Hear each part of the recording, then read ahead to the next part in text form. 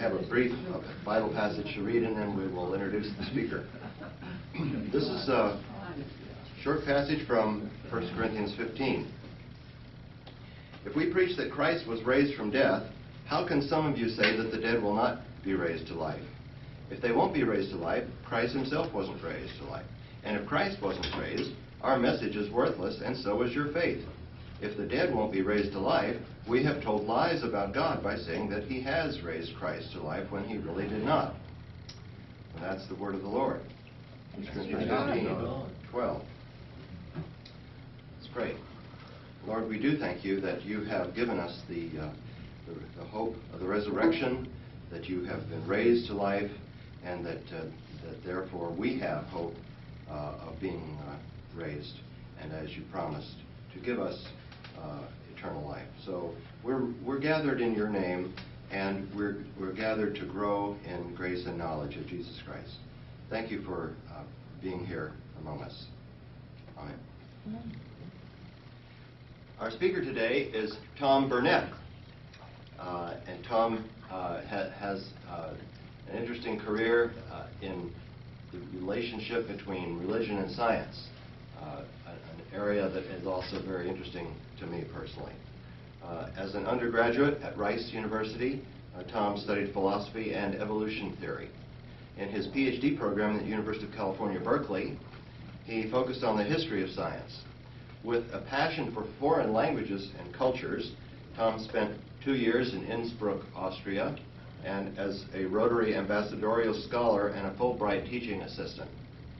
He also lived in Nicaragua, both in Matagalpa and the rural town of Ciuna.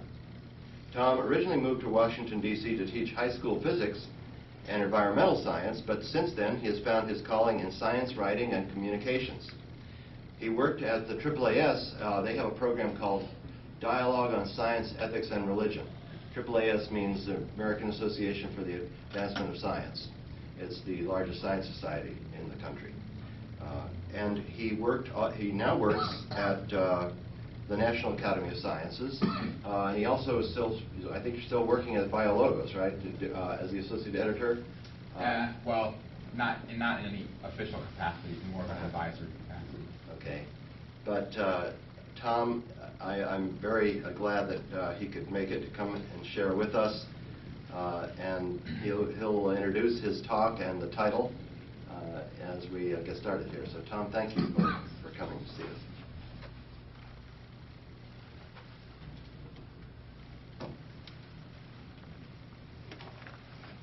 Well, Paul, thanks for giving me the opportunity to speak today. I'm excited, particularly to see if this projector is going to make it to the end of my talk. Hopefully it will, but I'll at least want to make it to the one particular image that will set things off, so I won't delay any further. So I'm going to start today by telling you a story, and we're going to begin by going to where I work right now, actually, at the National Academy of Sciences in downtown D.C. Have any of you been in this foyer before? It's a building by Chinatown. It's the new National Academy's building. The older building is on Constitution Avenue. It's got a big Einstein statue in front of it, and it's incredibly beautiful because they built things more beautifully in 1927 than they did in 1992. So the building that I work in here is much more functional. Everything's square, minimalist, but as a nod to their own history, they built this foyer and put this artwork and design on the walls to invoke some of the beautiful imagery that they have in their original building. So is there anything on this wall here that stands out to you that you recognize, some common images and associations? Double helix. There's double helix there. Darwin's finches. The bird beaks. And these are the creatures that I'm going to talk about today.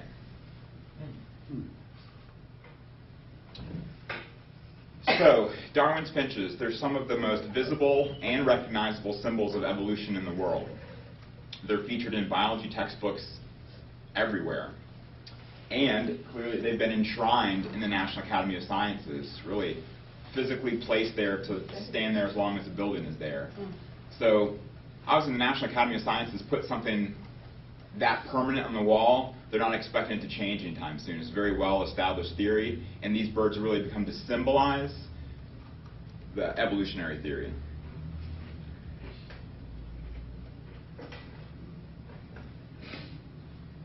But I'm trained as a historian of science, and I looked a little bit more deeply into these birds, their names as Darwin's finches, and I found some very surprising discoveries. In particular, no one called them Darwin's finches before World War II. They weren't in textbooks. You wouldn't see them in flipping through biology textbooks. You wouldn't hear it. Those were not Darwin's finches until about 60 years ago, and Darwin was long, long dead before then. So something's going on, and that's the story I want to talk to you about.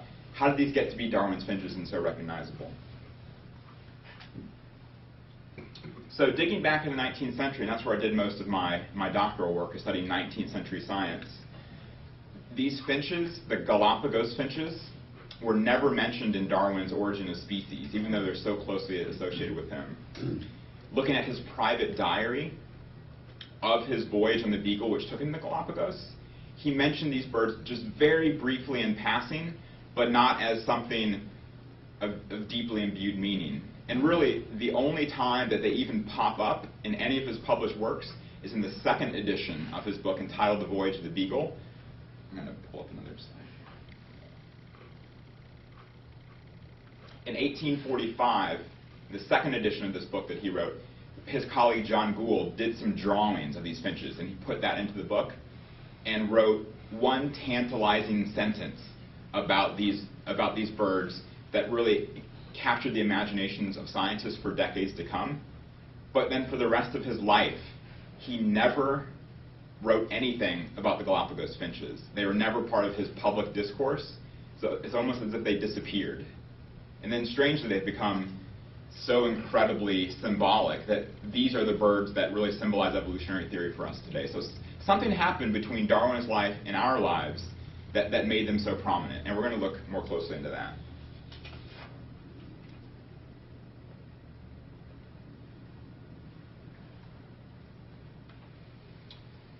So in looking at Darwin's own writings, there's a clue about why he didn't focus much on them. In his book, The Voyage of the Beagle, he made a comment, "Unfortunately, most of the specimens of the finch tribe were mingled together." And what he meant by that is, when he collected these finches during his 19 days in the Galapagos, he did not clearly label which islands that they came from. And so when he was sorting things out back in England, it was very difficult to geographically place where they came from. It was not part of the collecting tradition to pay a lot of attention to geographical location. Instead, people were just looking for specimens that would represent a certain type of creature, but they didn't necessarily think that where you found them was important. The other trouble that Darwin ran into is he had only collected 31 of these birds. And to do very careful, detailed, methodical study of evolutionary traits of creatures and their lineage, you need hundreds, if not thousands, of specimens to do the very fine comparisons. So with 31 birds stuffed sitting in his office somewhere, he really couldn't do much more work on them.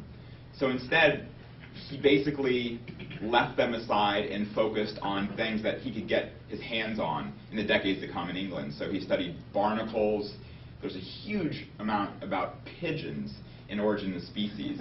So basically the thing, what can you study in England? That's what he wrote about, because he went there and he got a glimpse of this amazing universe that Europeans were not familiar with, but he couldn't study it anymore. He just got a taste of it, and really it's the drawing of these birds is what he left us with. So this fascinated scientists enough that later expeditions would go to the Galapagos and do the serious, heavy collecting of specimens that would enable people to study these birds more closely. So expeditions went there in 1868, 1891, 1897, and 1905. I think the California Academy of Sciences was there in the 1905 voyage, and they collected several thousand of these birds. Now, I don't even know how many were left over by the end of all that collecting, but there were probably close to 10,000 of these birds that were trapped in nets, killed, stuffed, and brought back as specimens. So that enables scientists to do some really good work. The balance of maintaining living creatures and really understanding them well is something that really has to be juggled. But no one was going to do any good evolutionary theory and study of these birds without being able to very closely inspect them in a laboratory environment, measurement, tools, and whatnot. Darwin just didn't have it at his disposal. So what was interesting, they did all this collecting, they had all these birds, great, they've got the data. Now, let's figure it out. Well, the irony is before they didn't have really enough specimens, enough data, and then by the early 20th century they had so many that they were really overwhelmed and people still didn't understand. It's this giant quagmire that felt like it was just getting worse.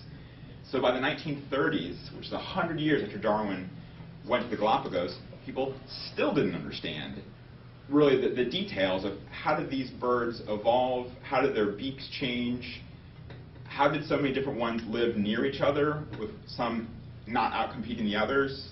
It just didn't make really any sense. So one prominent scientist, I think his name was Percy Lowe, in the mid-1930s, declared to the British version of where Paul and I worked. So there's American Association for the Advancement of Science. There's also a British Association for the Advancement of Science. He stepped up and declared that these Galapagos finches are a biological problem of first-class importance. And that's where I get this little chop there. That's where that phrase comes from. So he put it on the radar, said, okay, this is embarrassing. We need to figure this stuff out. We've got thousands of these specimens. It's a part of the world. It's a very important part of the development of modern biology. We need someone to figure this stuff out. We need to understand these birds and make sense of them.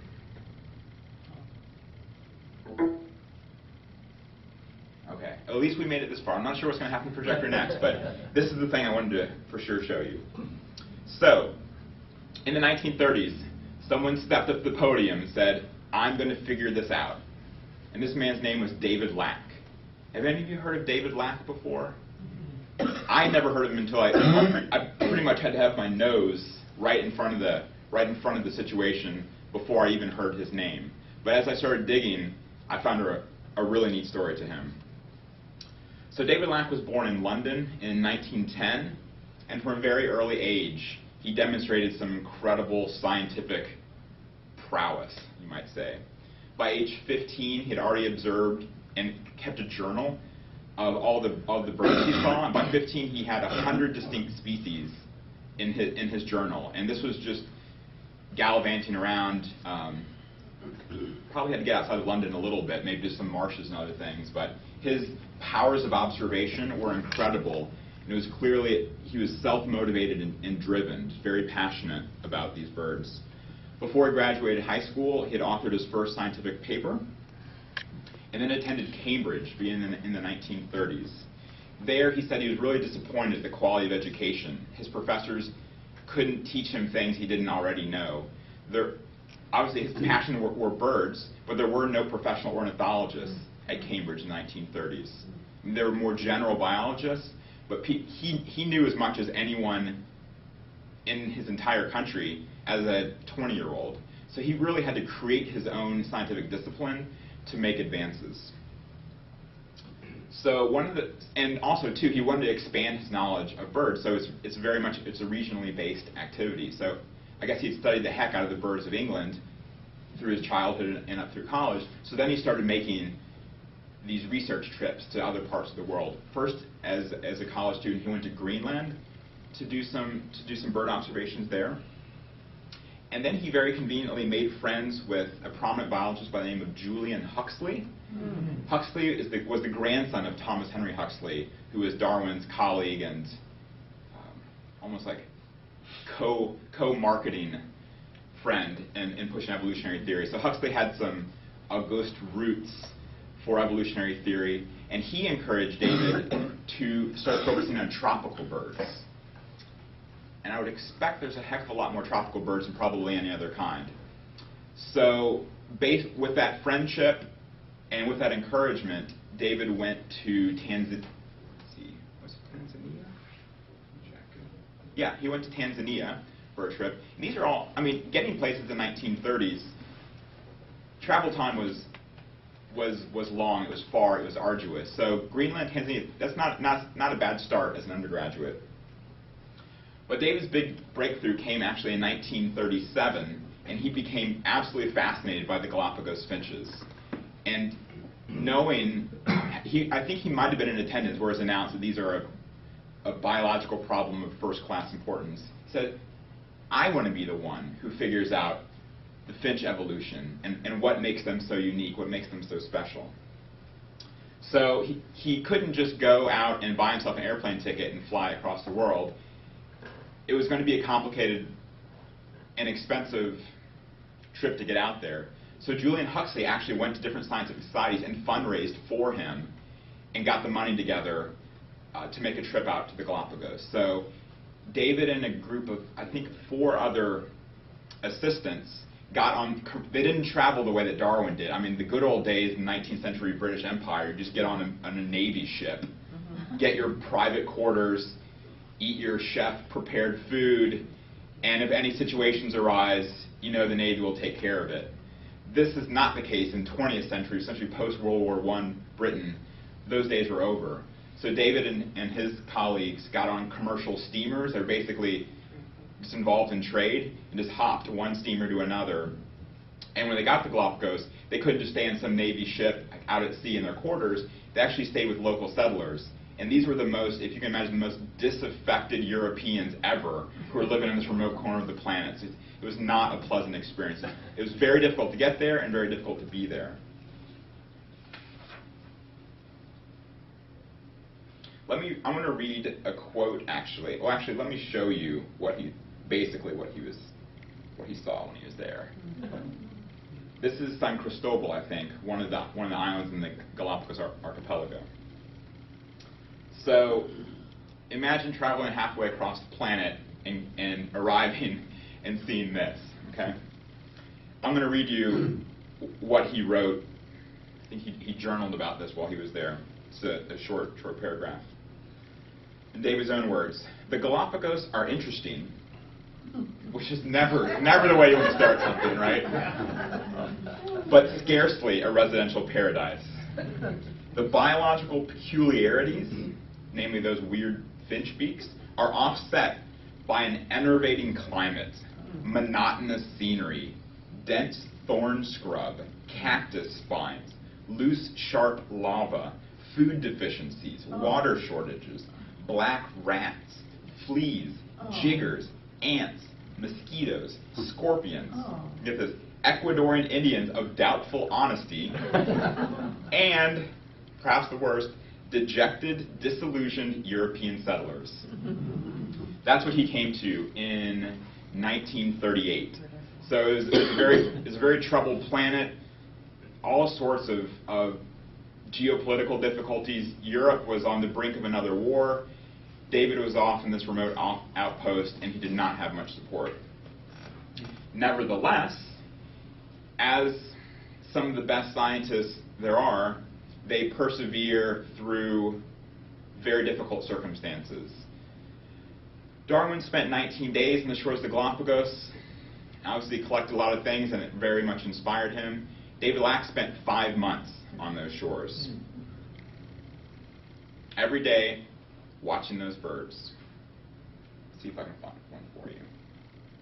So he looked at these guys. Did he have a sure ride home? I think he just had to basically pay for it when the steamer, basically the trade ships, he just hop, pay his fee, and go. And I'm sure they're happy to pick up people. They probably didn't have too many people doing that. So he would go with whatever the commercial schedule was.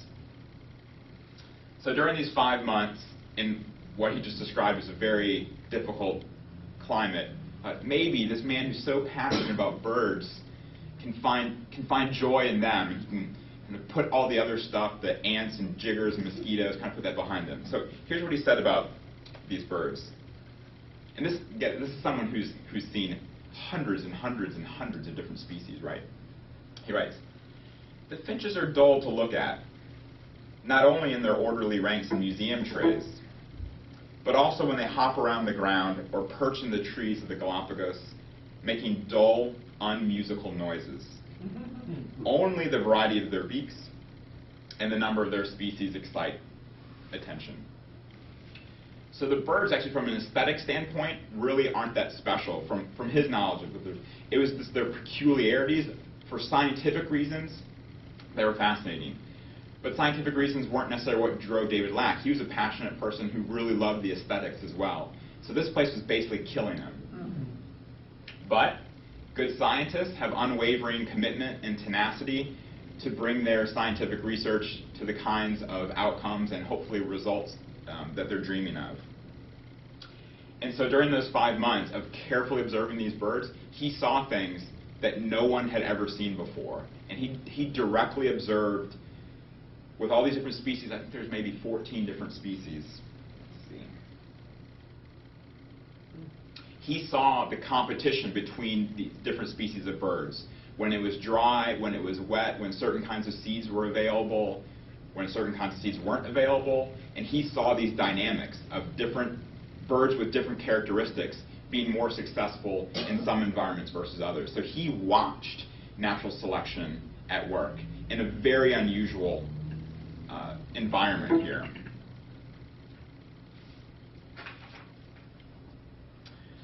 So his 5 months were up. Breeding season ended, which was the most interesting, I think, spring of 1939. So he was ready to return back to England. Hopped on his steamer. He brought some live birds because he wanted to continue to observe. He wanted to observe their behavior. With specimens you've killed and collected, you can obviously study some of their physical characteristics, but how they act, how they feed, how they interact, how they breed, those are things that have to be done with living creatures. So he got together a number, I guess, put them in cages and put them on the steamer. Well, they didn't do so well on the steamer. And I can just imagine someone who's so passionate about birds, like each day, like with tears running down his eyes, like they're not going to make it to England. So somehow, I don't know how he worked this out, he managed to hop different ships and make his way to San Francisco because he knew that there were people there who could take care of Galapagos finches. So he diverted halfway around the planet, I guess ran north instead of, let's see, he wouldn't have gone through the Panama Canal, so just kind of ran directly north from Galapagos up to San Francisco. Just imagine him getting the California Academy of Science like, guys, my birds, they're dying, help, keep them alive. And so, as I mentioned earlier, in the California Academy had a ton of specimens. They perhaps might even had maybe some live birds of their own. They had the experience needed to keep those birds alive. So they were there, the birds were safe, and David, instead of entrusting them and kind of moving on, he took that opportunity and spent 5 months in the California Academy of Sciences studying every single one of their specimens, thousands of birds, measuring with a ruler their beak length, width, depth, all these characteristics. Wrapped up with that, traveled across the country, landed in New York City, where he found, the American Museum also had thousands of specimens.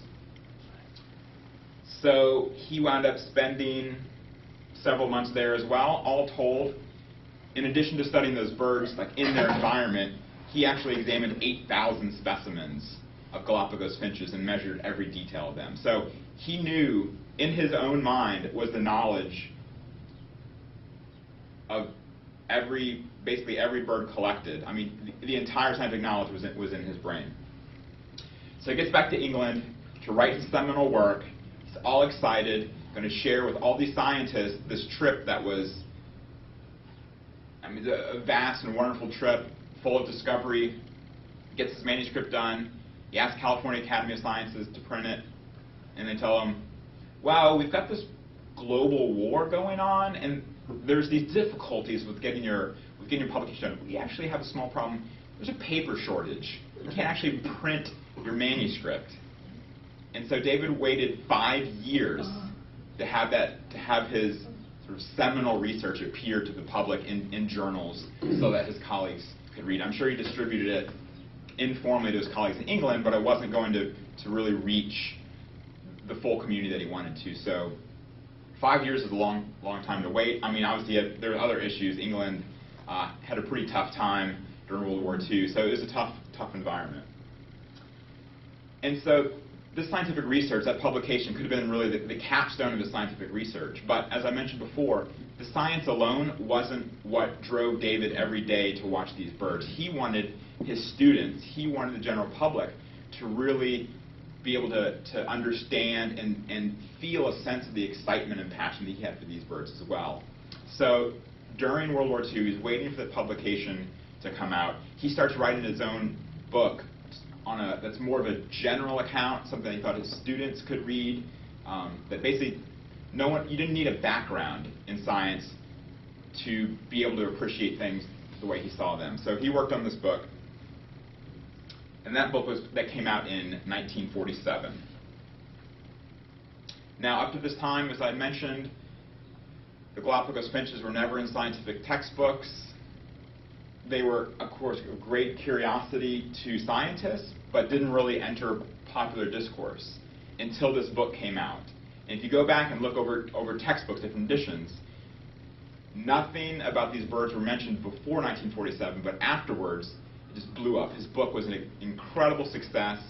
Read. I think you're leaving out something that's crucial, which is, if I got it right, the Galapagos it's marked by being very isolated. So there's no cross-infection of any other variety of bird. And I think that's clue to understanding this. This is why they're so interesting. Right. That there's no cross-breeding between species or different types. Right. So yeah, these birds they're peculiar, they're isolated, they're unique. There's few other species out there that can match them. Maybe one other comparison in Hawaii is similarly remote, particularly before heavy amounts of commercial traffic and tourism came in and out. There's a weird kind of bird there called, I think, the honey creeper. It has an incredible variety of species as well. So those have been studied in great detail and have had some of these same issues. Are the people studying equally peculiar? Yeah, probably so. I'm making a joke. Because in England, I went to school in England, and birders were renowned for their focus and passion for these things. Yeah, and I found when I was studying philosophy, I found there's a large number of philosophers that were really, we call it birding. They loved it. They would just go out and sit silently for hours. I couldn't understand it. I like to ride bikes, but they would just tell me, they would just gush with this enthusiasm for these birds and these details. And I mean, there's some amazing things, their ability to detect different songs and sounds and what they're able to tell by that. So if someone who loves these birds can really describe them passionately, they can convey some of that. There's another group called train spotters who make notes of locomotives and the colors. Yeah. So, and David Lack had the ability. He had the ability to infectiously convey his enthusiasm. That book was the means by which it reached thousands, tens of thousands, hundreds of thousands of people. I mean, students for decades would continue to read that book. I read it myself. There hasn't been many recent editions of it, but its influence is large. And the title of that book is particularly important. He titled the book Darwin's Finches. David Lack made them Darwin's finches. Everyone before called them Galapagos finches. So the power of his book, his charisma, his enthusiasm, his ability to write plainly, clearly, convincingly, that was what caused the gears to turn to make that name so strong. Tom, I'm hung up on these birds that are going toward England. Did they ever make it? I'm going to guess they never made it back. I think they lived out the rest of their lives in San Francisco, which is not a bad place to end your days. So I'm pretty sure that they wound up as specimens in the museum trades as well eventually. Okay, so that's basically how these got to be Darwin's finches rather than just Galapagos finches. Now, what difference does it make whether we think of these birds as Darwin's finches or perhaps more accurately, David Lack's finches? I think really, I mean, and David didn't feel the need to take any credit, right? Calling them Darwin's finches, he really projected the sort of inspiration back to a forebear, to someone in the 19th century that he admired. I mean, it was a kind of an act of homage and respect to call him Darwin's finches, because Darwin his colleague did a drawing of him. He threw in one sentence about the special, but Darwin didn't do the scientific research that made them something that could go in a science textbook. Maybe you could tell a great story about them. They're enticing. But David Lack made them of scientific value. So I think what's the reason why we do pay attention now, whether they're Darwin's finches or David Lack's finches, is that our culture tells us over and over again that evolution is incompatible with Christianity. Studying science leads to a loss of faith. We hear it in popular press, we hear it in political discourse. It's... Am I throwing the light? Yeah, go for it. And with that kind of narrative going on, then Darwin is a perfect exemplar of that. Here's a man who was probably a nominal Christian at best, did his scientific investigation, became one of the world's foremost scientists, developed this theory that became the standard in one discipline, and his story looks like the story that our culture says. Nominal Christian, studies science, loses faith. It's a perfect fit. David Lack, on the other hand, does not fit into this narrative. David Lack was an agnostic growing up, going to college, an agnostic going to the Galapagos Islands, wrote his scientific paper, wrote his famous book. But then what's really weird, after his book came out, so that was 1947, I think by 1949, David Lack converted to Christianity. Well, that doesn't really fit our narrative. How can the person who is most responsible for the most common, popular, most visible symbol of evolution in the entire world, it's not like it was his cultural heritage, that he was a nominal Christian that just kind of was along for the ride. He made a very, very smart guy, made a decision as an adult, having studied all this biology, that he wanted to be a follower of Christ. It's a very, very difficult example to fit into the framework that evolution and Christian faith are incompatible. So then, with you have the mindset of these two clashing worlds, evolution and faith, they don't work together. So what happens to David Lack after he embraces Christ? Well, we'd expect with this pop culture narrative, well, he probably drifts away from science, right? Because you can't really have one and the other together. Well, that's not what we saw with David Lack. David Lack actually spent the rest of his life as really one of the world's most preeminent, not just ornithologists, one of the most preeminent evolutionary biologists in the world. Just to name a couple of things he did. He was director of a research institute of ornithology for 20 years. He was a fellow of the Royal Society, which is kind of like the National Academies, but in England. President of the International Ornithological Congress. President of the British Ecological Society. He was on top. One, he created the discipline, and then he ran it for 20 years. That doesn't fit with our popular culture narrative. And I think that has a little bit to do with the fact that we don't talk about David Lack, because it creates our own cognitive dissonance that doesn't fit the narrative that our popular culture tells us. Yeah. Well, that's ironic, because when this stuff was starting out in the 16th century, particularly with the Royal Society, their impulsion was, we're thinking God's thoughts after us. Mm-hmm. Right. Yeah. What you're picking it up at the beginning of a reaction to that in the 19th century. Yeah. Yeah. I think to a large degree, the views of science. These guys, I mean, they regarded science as a pietistic exercise. Mm-hmm. We're uncovering the Creator. Yeah. Yeah. So there's this pop culture narrative is one that has not extended for all times. It was developed particularly during the Enlightenment era. It was picked up by Darwin's grandfather. A lot of the founders of our country were big into this idea.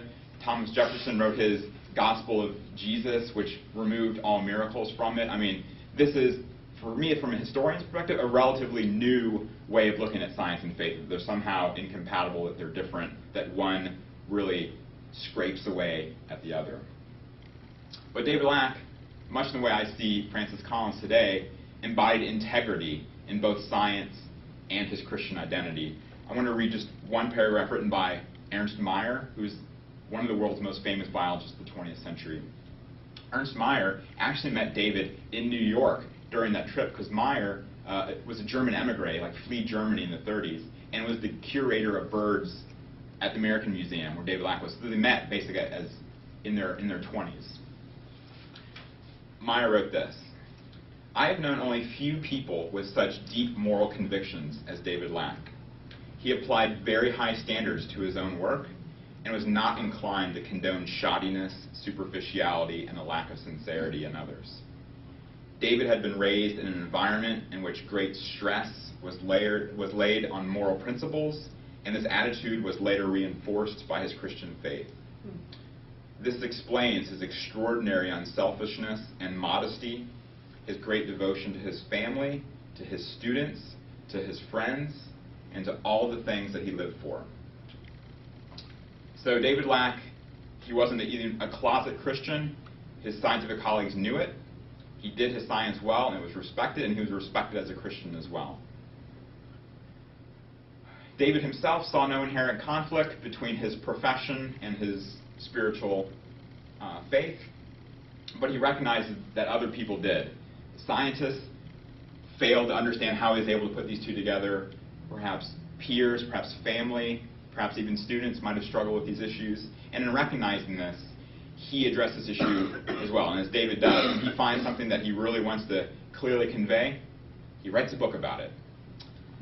So after Darwin's Finches, the big success, 10 years later he came out with another book entitled Evolutionary Theory and Christian Belief: The Unresolved Conflict. And in this book, let me see if I can get a picture of David Lack for you. Here's him at the British Ornithological Conference. He's on top of a roof, like looking into a chimney where some, I think a swift or something, made a little nest in there. So I guess he climbed up there with maybe one of his students or colleagues. And yeah, this is his style. He was doing this his entire life. And then this is him with his daughter towards the end of his life. So in his book he published in 1957, he dealt with the very topics that I hear get discussed and debated on blogs and books and public, in arguments, topics like randomness and chance, death, miracles, evolutionary ethics.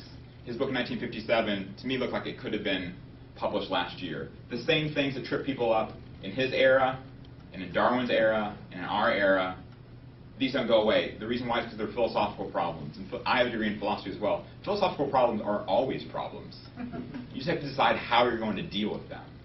And so there's great beauty in studying the tradition of philosophy. You can see how different people with different mindsets in different cultures deal with the same questions over and over and over again. You get to see the range of ways of handling it.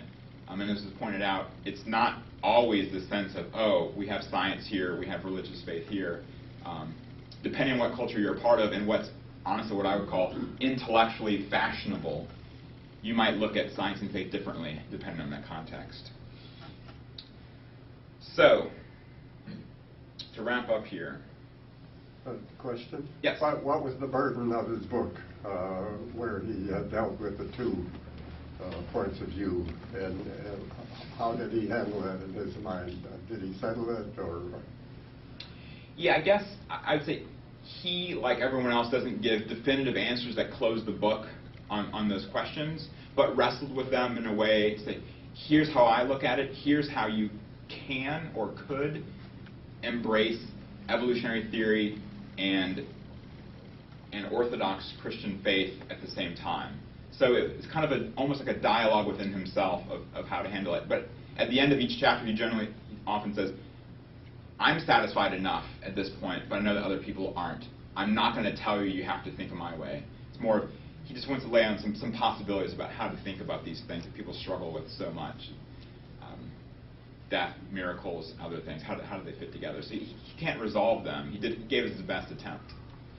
So it remains. I wish he did, because then we wouldn't have to squabble about it so much. But his book wasn't the definitive answer any more than, say, Francis Collins' book that he wrote, The Language of God. It didn't resolve things for all of society, but it did resolve things for large numbers of people. So I think he gave, in that time that he wrote that book, he did open up things in a way that it would help some people resolve some of their questions. Yes. Was he comfortable with the conflict? Or did he, even after writing the book, was he torn and saying, well, these things are just irreconcilable? No, he was fine with it. To him, as Francis Collins would say, for me, it's not a big deal. I see them; they fit together well. I go out there, I study the science. My research, my studies lead me to believe that evolutionary theory, this idea of natural selection that's taking place, I saw it with my own eyes. I see how it changes things. I'm not going to go back on that. 2, his study of the gospel led to his conclusions to be a follower of Christ. The reason why I told Paul to read that passage in the Bible at the beginning was that whether you see Christianity and modern biology as compatible or incompatible has a whole lot to do with what you view as the foundation of Christianity. If you're, without seeing the resurrection of Christ as the foundation, let's say with the Nicene Creed or the Apostles' Creed, without that as your foundation for Christianity, yeah, certainly they're going to be in conflict. There's a lot of different ways to read the Bible, to read Genesis. There's a whole lot of views out there. But Lack saw the essentials of Christianity in the resurrection, and he studied the essentials of biology. And there's nothing about the resurrection. Well, this is a topic for a long discussion and getting into theology. But anyway, the resurrection, he found the resurrection to be compatible with biology because it wasn't a biological event. So anyway, we could talk about that more. I'll just wrap up here. Concluding remarks. What's a good takeaway from this talk? I've covered a lot of ground. There's really just one thing, and basically, whenever you see these birds again, let's see if I can pull them up. They want kind of there on the far left, or if you're in the National Academy. When you see these birds again, now that I've told you the story, I think without even trying, an idea is going to come into your head. These are David Lack's finches. Thanks for your attention. Okay, we have about a half hour for discussion. Great. And wrestling about these questions. Thanks for sharing this. And I like the slides. Let me just kick it off by sharing a little story from my a video that I was watching this last week. It was about a 1-hour video of a debate between Wendy Wright, who is a woman working with Concerned Women of America, which is one of the most conservative, creationist-based organizations in the country, debating Richard Dawkins, who is a well-known atheist evolutionist. And they're standing in front there, and there's this video. It's kind of hard to watch because the guy's swinging the camera back and forth all the time. But the focus of the debate was on evidence for evolution. And Richard Dawkins was saying, well, you could just go down to any museum, like here in the Hall of Human Origins and Natural History Museum in D.C., right downtown. Has anybody visited there? There's lots of evidence. There's all these bones of hominid fossils that have been discovered and put together. And the director of that section of the museum is frequently there talking to people and giving lectures and so forth. So there's a lot of evidence that they are showing. They also, they have a lot of other data that like these finches, that are considered to be evidences. They show different species and how they have changed. And Wendy Wright is saying, no, that's not what we're talking about. Those things, evolution implies atheism, and it implies that there's no God working in the world and so forth.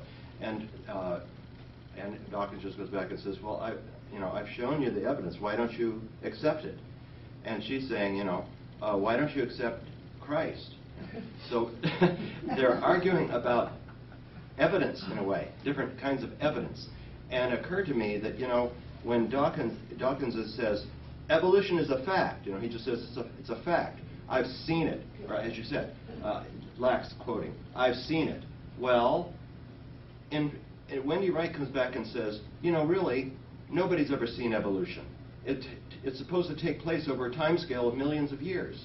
Nobody has that time scale. You can't see evolution happening Nobody's ever seen it. Nobody ever will see it. And so what's the evidence? Every time they discover some fossil, that's just a discrete snapshot in time.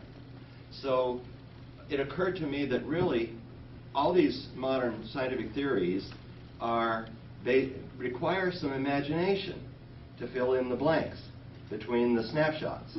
And even going back to Newton's first law, an object at rest will stay at rest, an object in motion will continue moving in a straight line, right?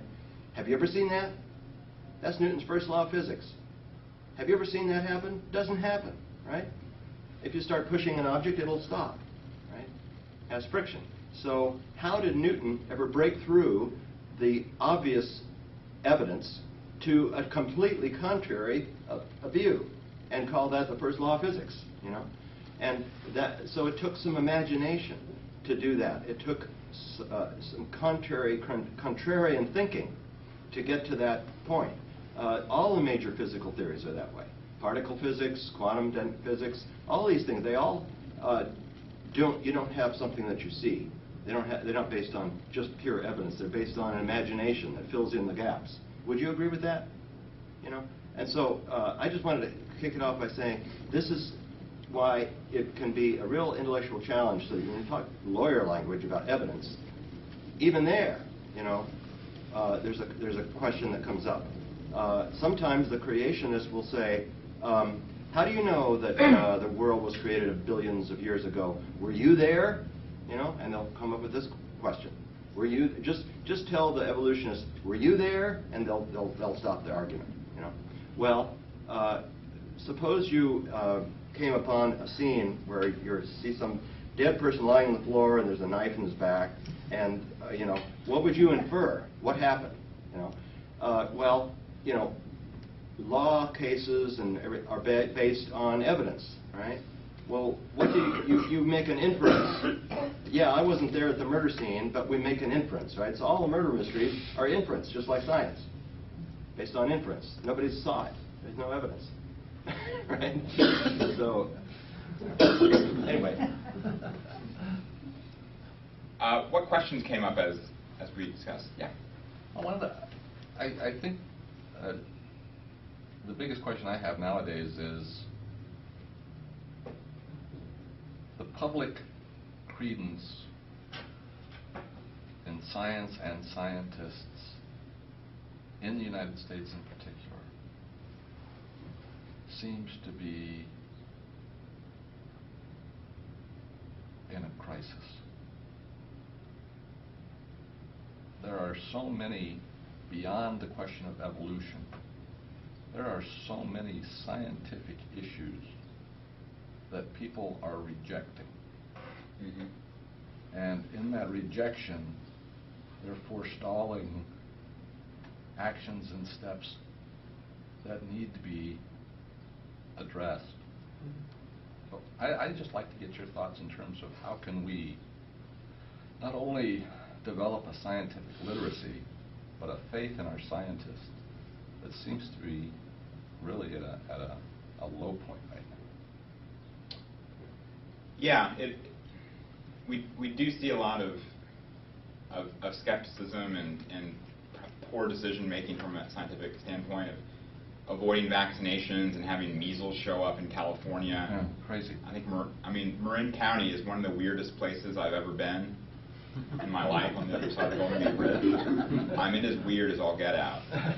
But it's one thing to be weird, it's another thing to have your children suffering from diseases that should have been eradicated a long time ago. So, I mean, part of it is hard to overcome complacency. You don't have to care about science if your water's been purified. There's a lot of things we don't have to worry about in our society. So I think our society has, in riding on the backs of science, has enabled us to largely stop thinking. And it's tough to, I think, get that going again, where most of our marketing and a lot of our interests are towards what can entertain me. So I guess part of it is how can, kind of give into that. Okay, we live in an entertainment and consumer culture. How can we, I work in science communication, how can we communicate science in an entertaining way? I mean, you certainly don't want to deliberately make it boring, but yeah, there's some tough tides to fight against. One thing, though, you brought up in terms of sort of skepticism or criticism or low regard for scientists, a bit of a counterpoint that is, though, when they do polls of what professions do people have the highest regard for, I think police and firefighters, always come out on top. But very close to the top is actually scientists. I think the follow-up study said people love scientists and have a very high respect for them, provided those scientists are saying things that people already agree with. They only dislike them if they tell them something they don't want to hear. But the profession itself, people still, at least compared to other professions, doctors are probably somewhere in the middle, and then there's lawyers, and then there's politicians down there. So scientists, compared to everybody else, I mean, they still are held in high regard. It just, when these certain issues, hot-button issues come up, then there's this extreme revulsion, I guess, or panic, or anger, depending on people's characters. And I honestly think it's not about science. There are issues in which science is really the smokescreen. It's the language through which people talk to gain credibility. Science has been held in high regard, so in order to say something that's important, I try to treat it as a scientific topic. I see that all the time. And for me, I don't have big hang-ups about science and humanity. I have degrees in philosophy and the history of science. I don't apologize for it. Philosophy was the best thing I've ever studied. It taught me how to think. And thinking is what gets me places in life. But for a lot of people, if it's not scientific, that means it's not true. And so when they read the Bible, they have to have a scientific understanding of it, because that's the true understanding of it. When we talk about, yeah, the science is the benchmark for evaluating truth. Ironically, the people who are against science still rely on science for their arguments. What's the evidence? Demonstrate. Empirical, this, that. It's still the language. So everyone is playing the science game. The science is the ultimate standard for reality. Whether it's in studying natural things or studying the Bible, it's all about having a scientific interpretation. I think that's problematic. We need to have an appreciation that there's more ways of knowing things. And the art community, they understand there's more ways of knowing things, but they're marginalized sort of in intellectual communities as, oh, they just, beauty, that's fine, poetry, that's over there. It's all a bunch of niceties. But when we're understanding truth, those are irrelevant. I think that's not true. And I think appreciating more ways of knowing might be helpful. Outside of that, if you could relativize Newtonian physics, when Jesus meets his disciples, when he returns to Earth, he moves through the walls by rearranging the molecules. With any kind of prophecy, you deal with the relativization of the space-time corridor. So you get visions of what is going to happen. That's happened in a couple of cases. It's that the space-time continuum is part of creation. It is not the ultimate reference. I'm talking theologically, but maybe philosophically as well. It's not that these are God's rules. These are Newtonian physical laws, which are part of creation, rather than part of the eternal space-time. What to call ocean, maybe. Do you have any trouble with that? I mean, I'm trying to say, how do you mediate God moving in ways that we think are His laws? I don't think they're actually His laws. I think they are created laws. Yeah, I think, and this comes up with like the topic of divine intervention or divine action in the world. How does God do things that violate these laws? I think a very interesting flip happened probably in the 17th century, certainly by the Enlightenment, that it's useful to look for laws out there, looking for consistency in behavior, the way the objects fall, the way things move, how things interact. But there's a leap to say then somehow sort of a motion was made to say, oh, well, these laws like sort of stand over God and they constrain God's behavior. No, they don't. Not in every case. Right. They're part of creation. This is how I handle it philosophically. This is part of creation. God can intervene on occasion to contravene the laws that we know. In our handling of a space-time corridor and causality on the one hand, etc. Well, Christ coming through the wall to meet his disciples in the upper room. That he's manipulating the molecules. Right. I wrote a couple articles for Biologist dealing with this topic of divine action and looking at these issues. And one thing I think that's important to keep in mind with scientific laws are these things they're ultimately descriptive. They describe what we see, and so if something happens all the time, kind of laws come to describe them. But it's different having a descriptive law of what does happen versus prescriptive laws of what must most happen. Of the time. Yeah. That's So an important distinction. Yeah, so I agree with you. I think it's an important thing to keep in mind that somehow laws aren't inviolable. It's like we can't just make assumptions. There's no way to determine if a law can be violated or I guess you could see if it's violated, but you can never say that it can't be violated. Well, maybe it'll be violated tomorrow. He who created the law can work around it. Yeah. To go back to Fred's observation, it's my opinion, and I want to ask you if you agree with this, if you have any observations about it, that Christian churches by and large are completely missing the boat in what they could be doing to create an intellectual community that studies issues that are important to the public welfare. I mean, two of them are global warming, which is extraordinarily important, in medicine, genetic manipulation, that is such a major ethical issue. And there are others. In other words, I mean, we have this class in wrestlers, but that's it here, and in this church. In other words, to say this is a serious Christian responsibility for a Christian citizen to understand these things and then to figure out what you can do. Different people can do different things in their vocations, in their choice of vocations, and giving money to the, what's it called, the concerned scientists. I can't think of it. Union of Concerned Union Scientists. of Concerned Scientists. I mean, there's all kinds of things. But I just don't see or hear a consciousness among churches that this is a major Christian obligation. Do you have any observations on that? Well, I guess I could say I work with organizations who are trying to change that. Biologist. I mean, here's part of the problem is that people who are just they're Christians and they're fine with science, they're excited about it, and there's this huge rift, and we're sort of miffed that, come on, what's the big deal? Let's get on the wagon. It's fine. Don't worry about it. And other people are very suspicious of, particularly of things, evolutionary theory, climate change. I mean, maybe some aspects of medicine. And they look at me and say, I'm miffed about you. How can you possibly embrace these things that are so clearly in violation of, I'm not sure, some interpretation of Genesis or something. And it's hard to have that conversation because I think these parties are equally miffed at each other. So how can we talk, because our language just tends to go past each other. So one thing that Biologist has done, and it's an organization that I very dearly love and have put a lot of my time into, is that in order to be effective, in order to really reach people, you've got to put yourself in their shoes. You've got to learn their language. You have to talk to them in the way that they talk to each other. You've got to ask a lot more questions than you provide answers for. You have to be a better listener than a speaker.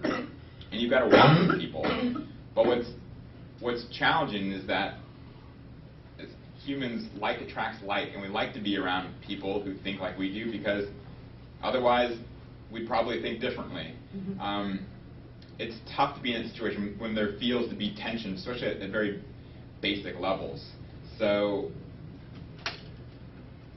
I think it requires us to make ourselves uncomfortable, to reach out and to be around people that think differently and be comfortable with that.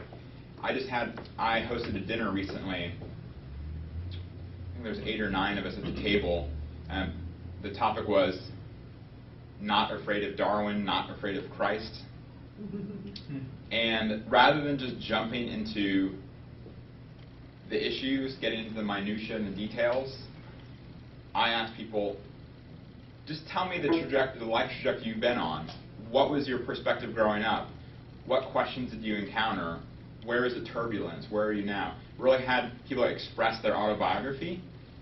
And even though we found the person sitting directly to the right of me was a young earth creationist, and told me his story.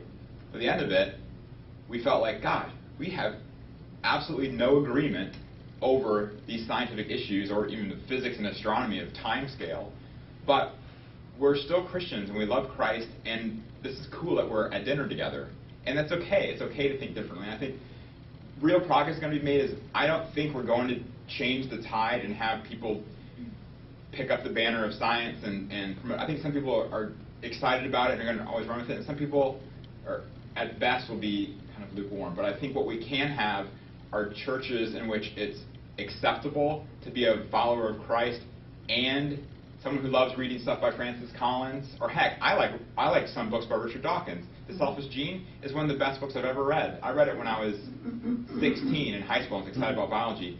He's a very good communicator of science. He's terrible at philosophy. It's embarrassing. But his science is really good.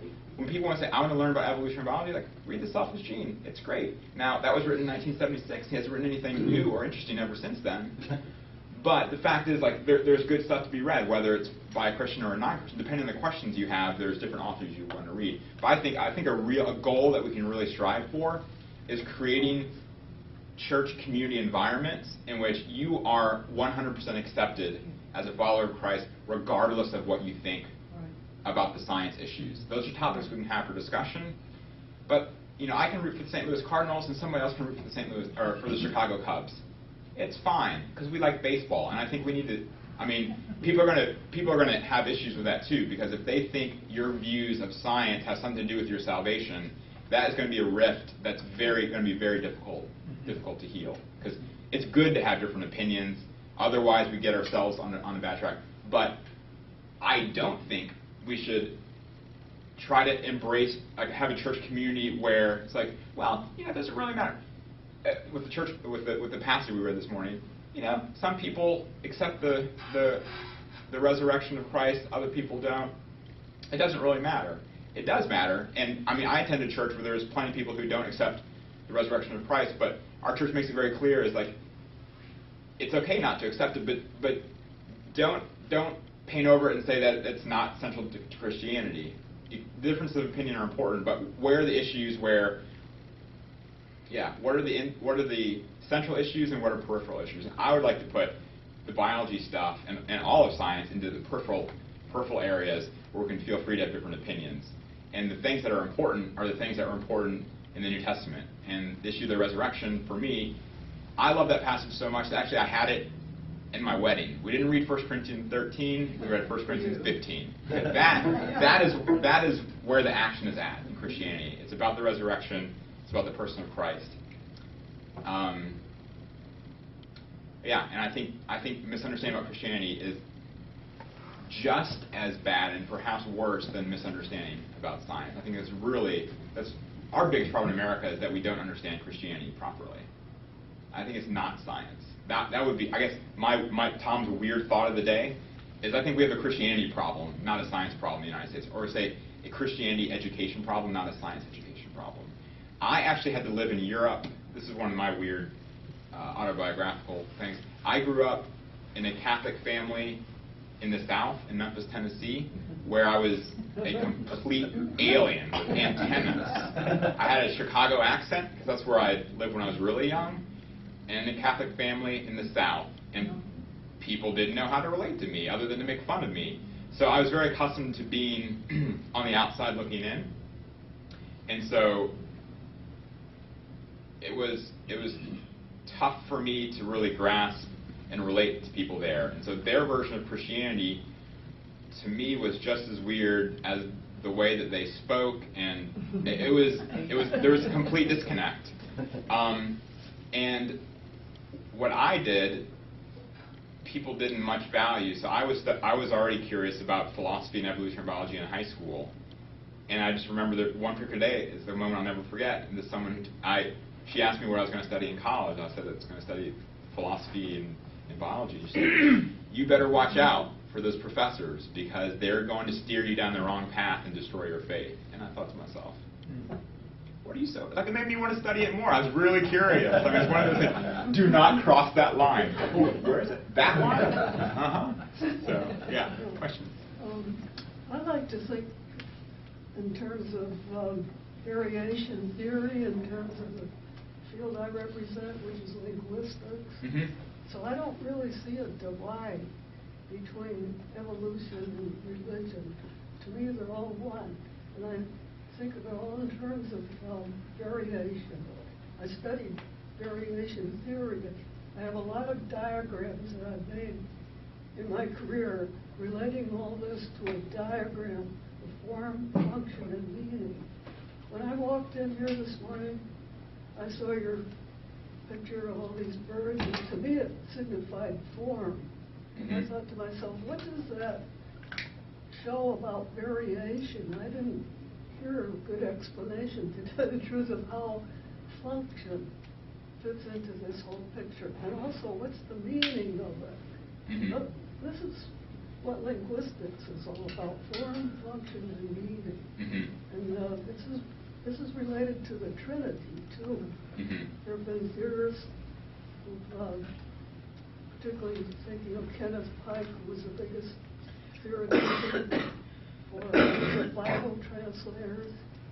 He was a professor of linguistics at the University of Michigan. He had a theory of modalism. Now, that's a dangerous term because we often represent modalism.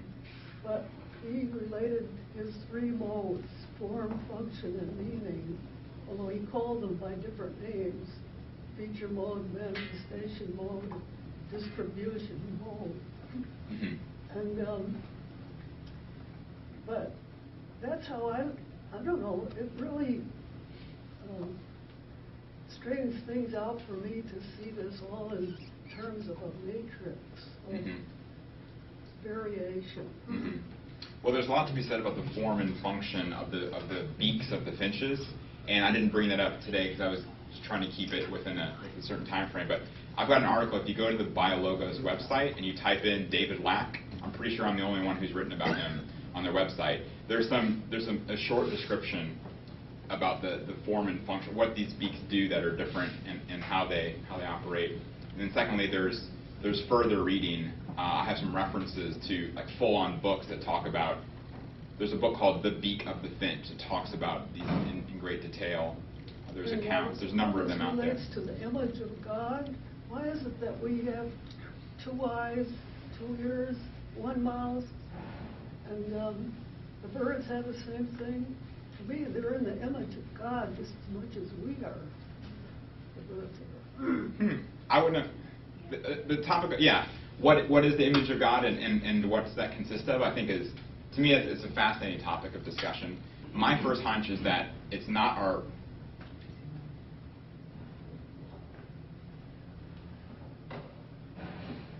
Yeah.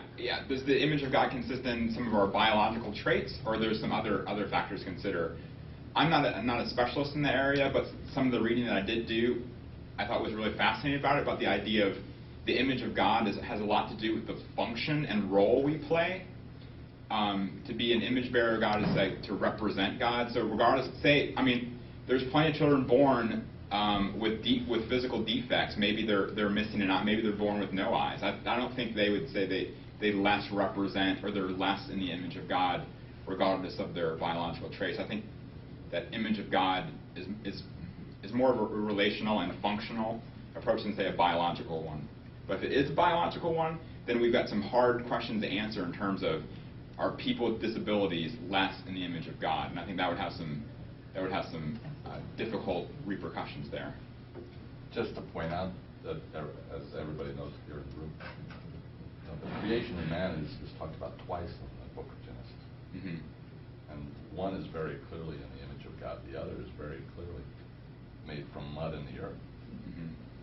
So we can't separate ourselves from either of those. I think Anne's talked about it before, but I know that it's been talked about by C.S. Lewis and others.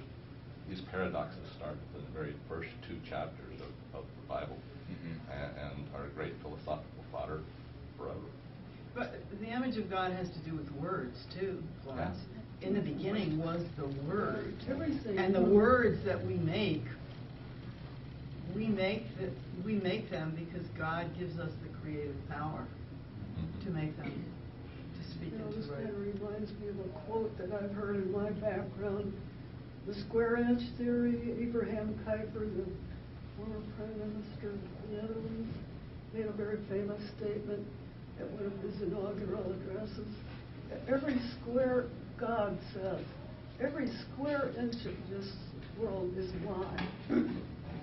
And that means everything. You know, birds and creation and so on. I don't like the idea that creation is considered under laws which are not the laws of God. God's laws are in every square inch. Mm-hmm. Yeah. I like what N.T. Wright has to say about what does the image of God mean. He said, well, you can imagine if we're like mirrors, we're reflecting God to other people and to the world around us. Part of being image bearer isn't necessarily, oh, what am I composed of? Is more of, is God's majesty and character reflected in me? That's kind of part of like a mirror makes an image, right? Or a lens makes an image. And that's another thing to think about too, is not just the flesh that I'm made out of, but also how are my actions and behavior reflective of creating an image in some form. I would almost agree with Florence that, you know, that all of creation can, you know, the birds and the trees, they can all reflect God's, they can all glorify God through their image as well. You think of some of the expressions in the Bible about the hills clapping their hands and everything. It's, you know, in praise of God. Birds. Yeah, I mean, part of it, there's this long tradition, this theological concept, this imago Dei. It's got a very long trajectory,